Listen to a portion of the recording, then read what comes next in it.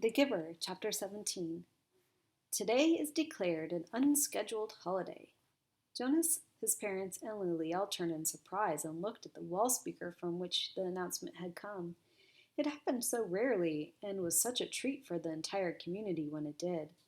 Adults were exempt from the day's work, children from school and training and volunteer hours. The substitute laborers, who would be given a different holiday, took over all the necessary tasks nurturing, food delivery, and care of the old, and the community was free. Jonas cheered and put his homework folder down. He had been about to leave for school. School was less important to him now, and before much more time passed, his formal schooling would end. But still, for 12s, though they had begun their adult training, there were the endless lists of rules to be memorized and the newest technology to be mastered. He wished his parents, sister, and Gabe a happy day and rode down the bicycle path looking for Asher. He had not taken the pills now for 4 weeks. The stirrings had returned, and he felt a little guilty and embarrassed about the pleasurable dreams that came to him as he slept. But he knew he couldn't go back to the world of no feelings that he had lived in for so long. And his new heightened feelings permeated a greater realm than simply his sleep.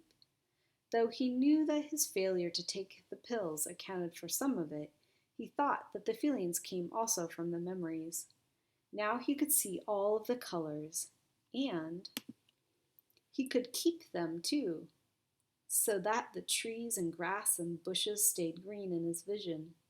Gabriel's rosy cheeks stayed pink, even when he slept, and apples were always, always red.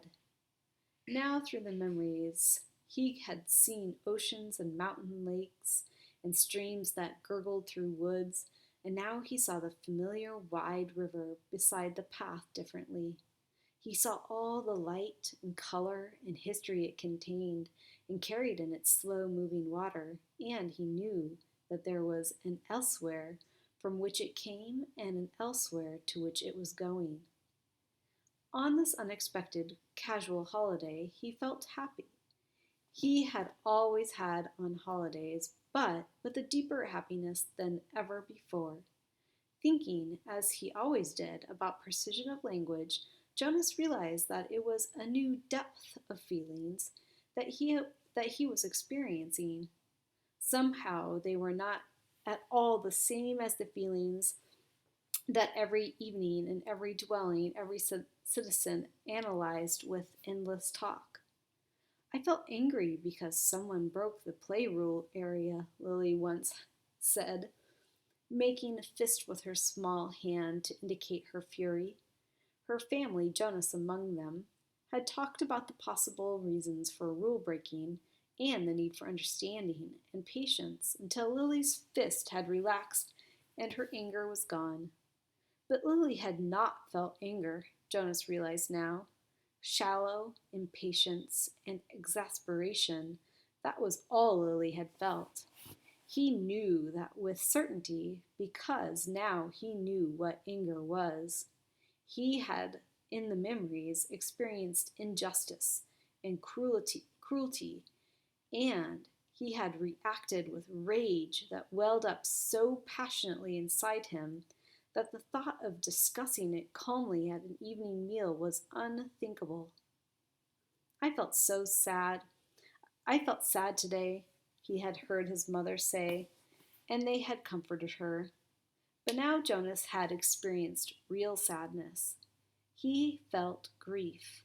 He knew that there was no quick comfort for emotions like those.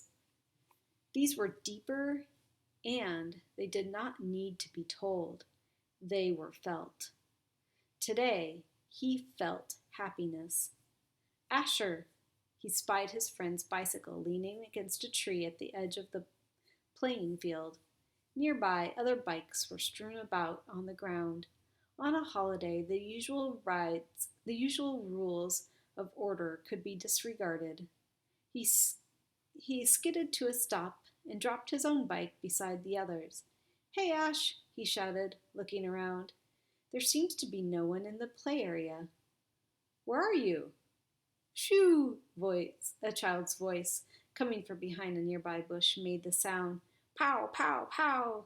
A female 11 named Tanya staggered forward from where she had been hiding. Dramatically, she clutched her stomach and stumbled about in a zigzag pattern, groaning. You got me, she called, and fell to the ground, grinning. Blam! Jonas, standing on the side of the playing field, recognized Asher's voice.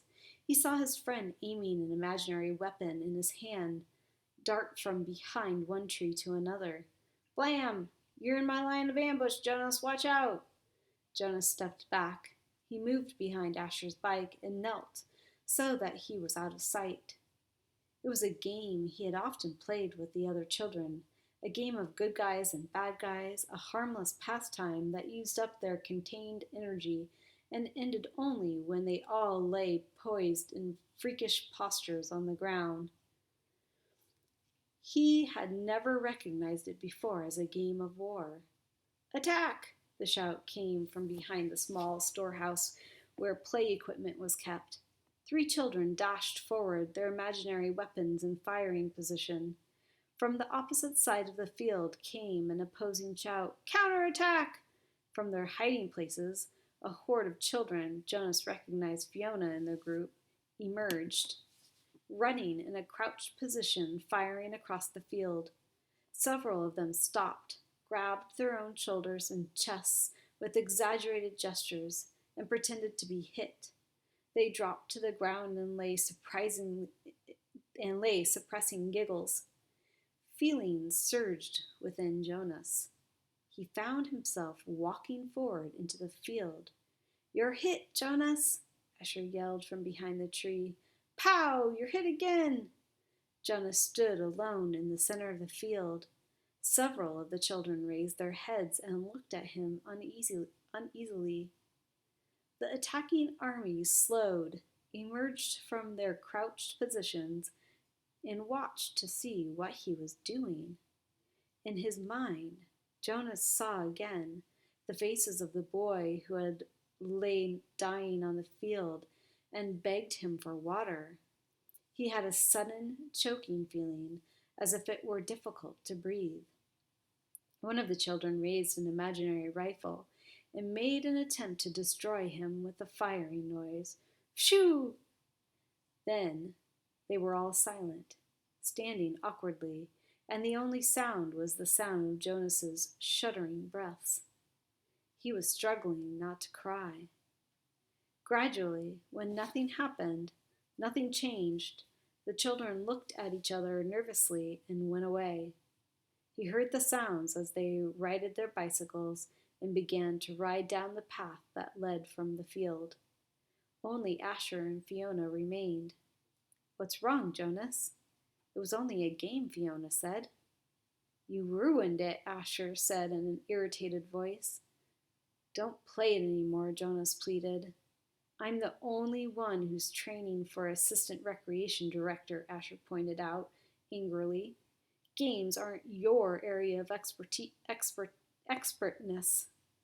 Expertise, Jonas corrected him automatically. Whatever. You can't say what we play, even if you are going to be the new receiver. Asher looked wearily at him. I apologize for not paying you the respect you deserve, he mumbled. Asher, Jonas said. He was trying to speak carefully and with kindness, to say exactly what he wanted to say. You had no way of knowing this. I didn't know it myself until recently, but it's a cruel game. In the past, there have... I said I apologize, Jonas. Jonas sighed. It was no use. Of course Asher couldn't understand. I accept your apology, Asher, he said wearily. Do you want to go for a ride along the river, Jonas? Fiona asked, biting her lip with nervousness. Jonas looked at her. She was so lovely.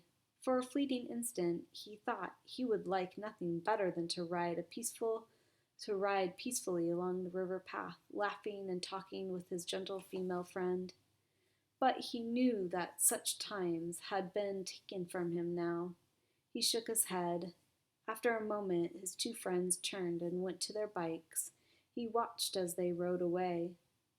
Jonas trudged to the bench beside the storehouse and sat down, overwhelmed with feelings of loss.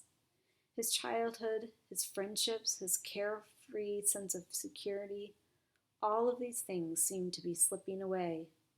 With his new heightened feelings, he was overwhelmed by sadness at the way the others had laughed and shouted playing at war. But he knew that they could not understand why, without the memories.